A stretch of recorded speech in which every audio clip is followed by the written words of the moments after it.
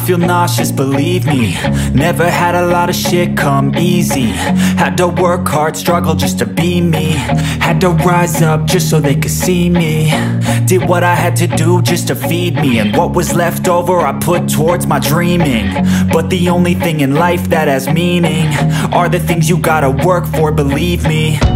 Take into your hands a plan, your own hands can land your own brand. And damn, I feel like no one takes accountability. Even when you feel low, you can still go. Even when you feel slow, you can still go. Even when there's no hope, you can still go. I never answer to no, man, I still go. Go, go, go, go, go.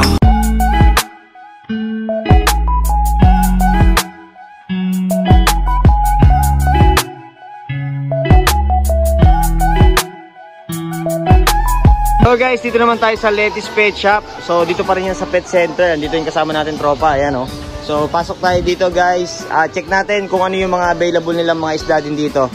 And by the way, itong shop na to guys, itong Letty's Pet Shop, isa to no sa pinaka rin na matanda na pet shop na nagbibigay ng serbisyo dito sa Cartimar pagdating sa fish keeping. So dito, meron na kagad tayo nakita dito mga parrot fish, ayan oh. Ang gaganda ng mga parrot fish nila dito guys. Again, yung pricing guys, hindi ko muna may bibigay sa inyo kasi wala din yung pinaka nagbabantay dito. Ayan, alright. So si tropa lang. And check nyo na lang yung kanilang FB page. Pero again, lagi naman tayo nabisita dito sa Cartimar. At yung pricing halos hindi naman nagkakalayo. So dito, kompleto rin sila ng mga fishing accessories. Ayan, ito yung mga stocks. At pwede rin kayong mag-ask dito ng regarding sa mga wholesale price ng mga gamit, no, pang aquarium, no. So check muna natin dito sa likod. Pagpunta ko kasi dito guys, meron tayong nakitang napakalaking isda dito. Koy, saan yung isda to? Walago. Ha? Walago? Walago catfish. Guys, ito. So parang kalahating metro yung laki nito guys. Ayan oh. Grabe, ang laki. Ayan oh. Medyo creepy din to, baka tumalon. Ayan, laki niyan guys. Ayan oh. Tingnan nyo. Walago catfish. Ngayon lang din natin to nakita. Ito, for sale din to. So, kailangan pampand na talaga siya. Ayan, oh. Grabe, oh. Laki na ito, guys. Tingnan niyo yung pinakabunga nga niya, no. Ayan, oh. Parang kasya ng kagad talaga yung isang buong kamay ko. Ayan, oh. Tapos, meron sila ditong mga albino dragon fin. Ayan. Alright, check natin dito sa harap. Ito pa yung mga ibang stocks nila. So meron sila ditong mga angelfish. Ayan, mga angelfish. And meron sila ditong mga gar. Ayan, alligator gar. So yung gar nila dito, mga more or less 5 to 6 or 5 to 7 inches. Ayan. Meron din ng Oscar, Tiger Oscar, around 3 inches na long fin. Then mga danyos. Ayan, ang dami oh. So mga mura nyo na lang din mabibilihan dito. Ayan. And then dito, meron sila dito mga paku, red belly paku. Ayan, monster fish din yan guys, lumalaki din yan. Ayan. And dito, meron sila dito mga silver dollar. Ayan, dito, catfish and mga hammerhead. Ayan. Ayan, mga catfish. Then mga arwana, meron silang giardini, meron silang albino silver arrow. Ayan. Tapos meron silang malaking tinfoil. Ayan o. Mga isang dangkal ang size. Ito pa yung ibang angelfish nila. Ayan. So goldfish. Ito, mga goldfish nila dito guys. Ayan. So check nyo na lang yung kanilang shop, no? Pwede kayo pumunta dito anytime. Open naman to lagi, sa Cartimar lang din to. At kayo na bahalang mamili ng mga stocks. Ito pa, may mga flower horn pa pala dito. Ayan, no? Maganda rin yung mga flower horn nila dito. Alright, so check nyo na lang to guys. Letty's Pet Shop. So guys, dito naman tayo sa Pet Buddies. Dito pa rin yan sa Cartimar sa may pet center. So check natin guys kung ano yung mga available nila mga isda at kung ano yung makikita natin sa shop na to. So dito muna tayo sa side na to guys. Actually na-vlog ko na to before. So magaganda rin yung mga laman ng isda nila dito. Unahin na natin tong blue base golden crossback. Ayan o, grabe, ang ganda guys. Tingnan nyo naman yung shining ng pinaka-shine ng kulay ng scales nyo. Napaka-solid. Alam niyo naman yan, medyo nahalig tayo sa Arowana. Ayan, no? Solid. Isa din to sa mga ano natin, prospect natin soon na magkaroon tayo. Tsaka yung blue base, no? Super red, meron sila dito. Ayan. So, more on Arowana tong side na to. Ito pa yung mga ibang super red nila. So, with different sizes yung mga super red nila dito. Ayan. So, check pa natin dito yung iba. Ito guys, oh. Ayan. Ito, maganda yung, ito ay premium golden crossback. Ito. Medyo madilim lang ng konti. Ayan. Ito naman, blue base golden crossback. Medyo dark lang ng konti. Ayan. Ganda. At dito pa sa baba, yung premium highback red tail golden. Ayan.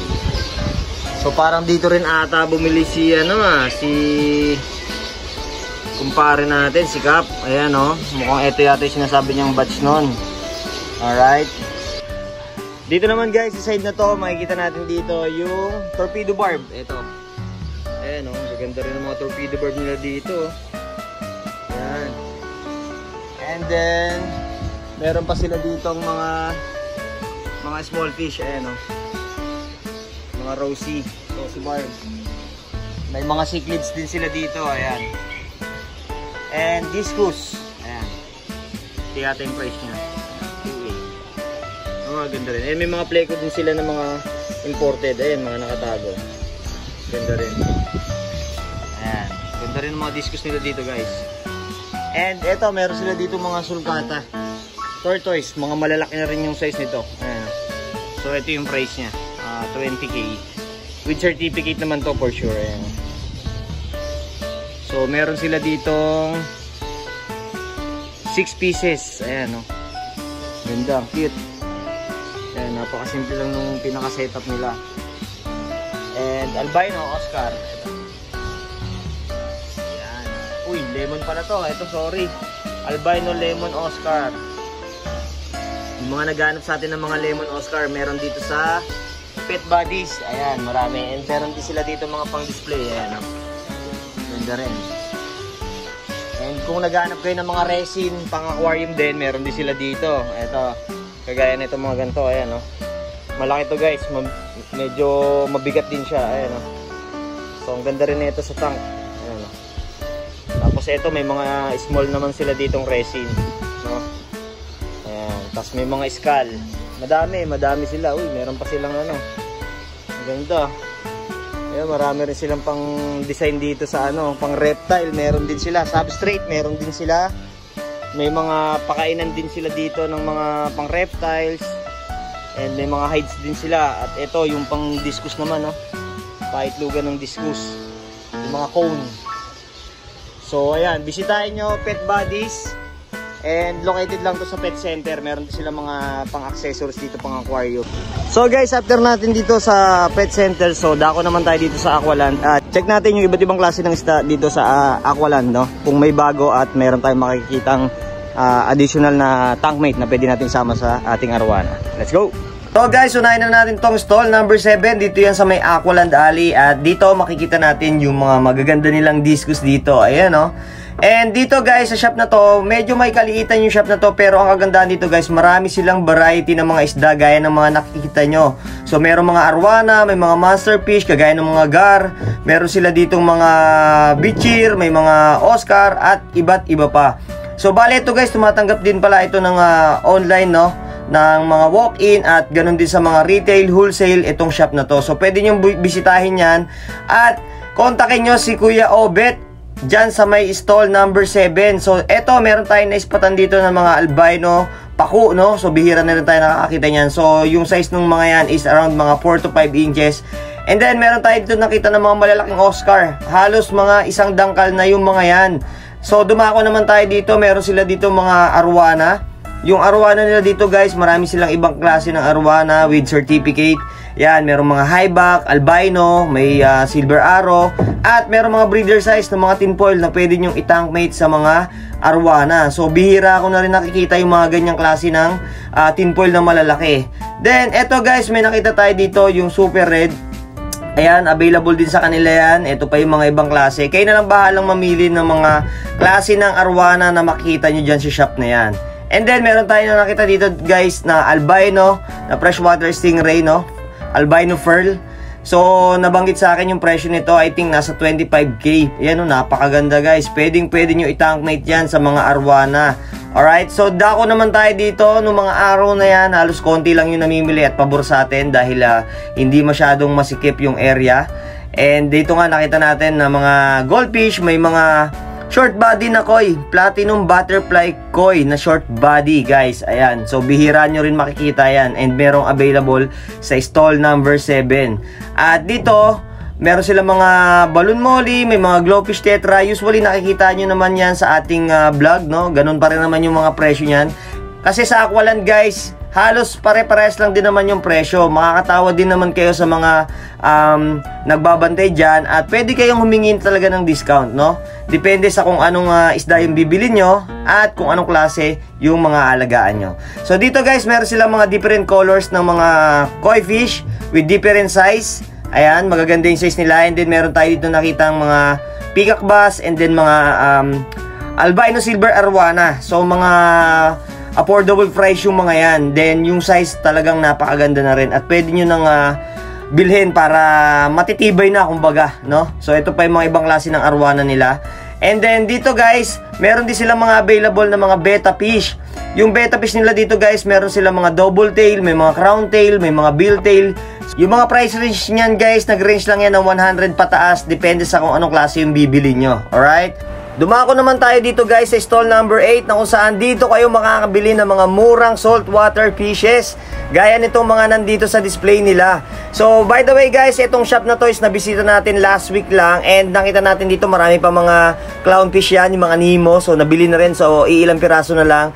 And eto nga, pumasok tayo dito para i-check kung ano yung latest na mga isda na meron sila. Meron tayo nakita ng mga domino. So ang dami nila dito mga saltwater fish, mga mura lang yan guys. Disclaimer lang guys, sa mga gustong mag-alaga ng ganitong klase ng isda, make sure lang na meron kayong sapat na kaalaman at tamang knowledge bago kayo magsimula, lalo na sa mga gagamitin, no? Yung mga kailangan ng mga accessories dahil masyadong ma-maintenance yung ganitong klase ng setup, lalo na sa saltwater fish. Dahil yung tubig pa lang guys, hindi sila pwedeng ilagay sa freshwater, kaya nangangailangan sila ng tamang knowledge at pag-aalaga bago kayo magsimula. Dahil mura lang nyo lang naman ang bibili yung mga isda na yan, pero yun nga lang is kailangan natin is tamang pag-aalaga bago tayo mag-start ng saltwater fish keeping, no? Diyan sa shop na yan guys, marami rin sila mga available na mga kailangan, no, sa pagsisimula ng saltwater fish. Doon sa mga accessories, meron nyo na kayo mabibilin dyan. Mag-ask lang kayo dyan sa stop nila dahil kompleto na rin dyan, from doon sa tanks, skimmer, no? May mga sands na sila dyan, meron na silang mga feeds na available. So kayo na lang bahalang mamili ng klase ng isda at ito nga yung kanilang mga accessories dyan. Alright? After nga natin dyan sa stall number 8, dumiretso pa tayo dito sa dulo ng Aqualand para silipin kung ano pa yung mga makikita nating isda dito. And mostly dun sa mga shop na nakita ko dito ay halos pare-pares lang naman yung mga isda na available sa kanila. Kaya dumiretso na tayo dito sa stall number 18 na kung saan ito yung palagi nating binibisita. And dito nga sa shop nila guys, bumalik ako para silipin kung ano yung bago nila. And nakita ko dito na halos wala namang nadagdag dun sa bilag natin nung nakaraan. Ito yung mga shrimp pa rin nila, no? Merong red cherry, merong blue velvet. So marami pa rin silang mga stocks dito guys na pagpipilian nyo.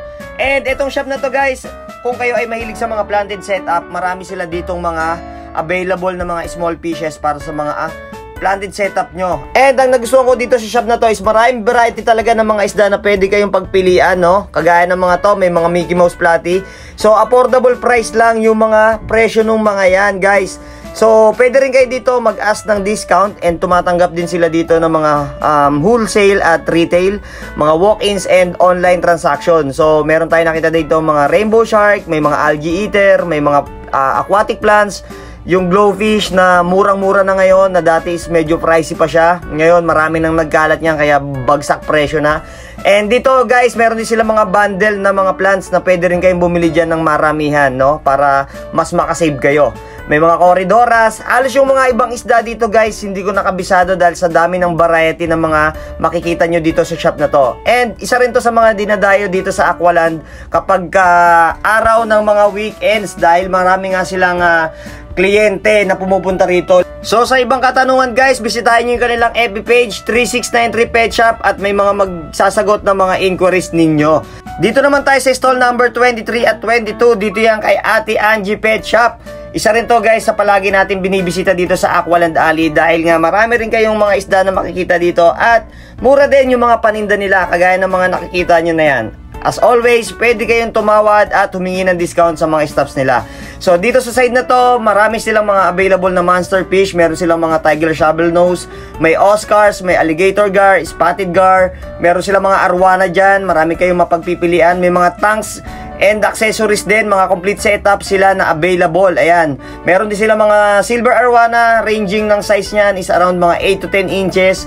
Marami kayong pagpipilian and sigurado ako na mag-i-enjoy kayo, no? Dahil eto guys, itong shop na to is tumatanggap din sila ng mga retail wholesale, no? Lalo na sa mga transaction online, sa mga nag-walk-in, halos marami na rin talaga yung suki ng shop na to. Dahil nga sa mura at mababa rin yung presyo ng isda na makikita nyo dito. At dito nga guys, marami kayong mga variety na makikita dito sa shop na to. Since may mga small fish, community fish, and sa mga oras na yan, marami rin mga bumibili ng mga oras na yan. And marami rin silang cichlids, mga kois, halos marami rin kayong pagpipilian. Kaya sa mga nagtatanong at gustong bumisita rito, located lang yan sa Aqualand. Matapos natin ma-vlog yung buong Aqualand, bumalik tayo dito sa pet center, dito nga sa Jojo Carol Pet Shop. Again guys, itong shop na to is lagi nyo naman nakikita sa ating vlog dahil ito is highly recommended pagdating sa mga naghahanap ng supply, no? Lalo na sa fish keeping at sa small pet shop business dahil dito kompleto na may mga fishing accessories at pwede rin silang mag-provide ng delivery sa mga provinces. Nakakaalam nga guys, dati nga pala itong shop na to, isa to sa mga naging supplier ko pagdating sa fish keeping at dito rin talaga ako namimili dati dahil mura nga at napakabait ng mga owner nito na sila Ma'am Carol at sina Kuya Jojo. And ito yung mga isda na makikita nyo dito guys, na upload na natin at na-update na natin kayo before. So halos ganun pa rin naman yung pricing ng mga yan. Wala naman nagbago pero mas dumami yung stocks nila ngayon kagaya ng nakikita nyo. Tambak yung mga feeders dito ngayon na mabibili nyo lang yan ng mga 2 pesos ang isa. Yan, pwede nyo ipakain sa mga monster fish nyo yan. Mula dyan sa area na yan guys, dumako tayo dito sa section na to na kung saan marami kayong pagpipilian ng mga arwana fish. So iba-ibang klase yung mga arwana na makikita nyo, from super red, may highback, may banja red, meron silang Giardini. Kayo na lang bahala mamili guys within affordable price and pwede kayong tumawad. Meron din sila dito mga swordtail, may mga colored barb, no? So marami kayong pagpipilian dito from small fish, community fish, pang mga pond, kagaya ng mga koi fish na yan. So kayo na lang din bahala mamili na sobrang ganda ng mga kulay ng mga to at pwede nyong pagsamasamahin sa fish pond. Bagay na bagay talaga sila sa fish pond, no? At mas na-appreciate nyo yung ganda ng mga koi. So dito guys, meron dito mga neon tetra, may mga danyo. So halo-halo na guys, kayo na lang din bahala mamili with affordable price. So kung ikaw nga ay naghahanap ng supplier pagdating sa pagpipet shop, bagay na bagay itong store na to para sa'yo dahil mura yung mga isda na mabibili mo dito at halos kompleto na yung mga accessories. So kahit nasa province ka man, is pwede ka nilang madeliveran. So may mga minimum orders lang sila within the 10,000 pesos is pwede ka na magkaroon ng small pet shop business. Located lang to sa Cartimar, Pasay. Ang store open nila is around mga 7 AM until 7 PM. So hanggat may tao pa, bukas pa yung mga yan. At hindi kayo mamumroblema sa mga delivery dahil napapakabait ng mga staff ng Jojo Carol Pet Shop. Ayan, nakikita nyo guys, halos tambakan yung mga stocks at supply nila dito. Kayo na lang bahala mamili kung ano yung mga o-orderin nyo. So ayan o, andyan pa nga si Kuya Manly, ang tropa natin. Isa rin yan sa mga pinagkakatiwalaan dyan sa store na yan. So yung mga isda dito guys, napakita ko sa inyo nung last time. At kung interesado ka, bisitahin mo lang sila dyan sa Cartimar. At mas marami kayong mapipili mga isda. Halos maganda, quality at murang-mura yung mga presyo nila. So yun nga guys, dito ko muna tatapusin yung ating video. At kung kayo ay bago pa lang dito sa ating channel at mahilig kayo sa fish keeping content, sa lahat ng pets na pwede nating alagaan, please like, share, and subscribe at click mo na rin yung notification bell para maging updated ka sa mga bago nating uploads. Abangan nyo pa yung mga ibang update dito na mangyayari at nag-update tayo ng aquarium price. So abangan nyo yan guys. So maraming salamat sa inyo at sana huwag kayong magsawang sumuporta at lagi kayong tumutok sa ating channel. So until the next vlog, peace yo, let's go!